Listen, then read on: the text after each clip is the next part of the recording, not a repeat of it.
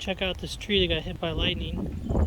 You can see the two bolts going down it. And it's kind of hard to see, but it spirals all the way to the top of this 100-foot tall tree. It's way up there.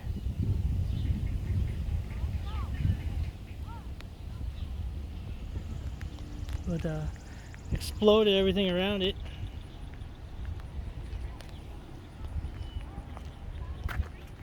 That's pretty cool. Some more spiral going around.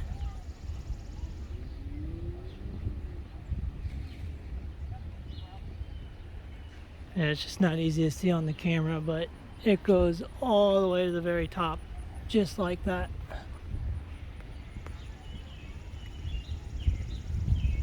Right up to there.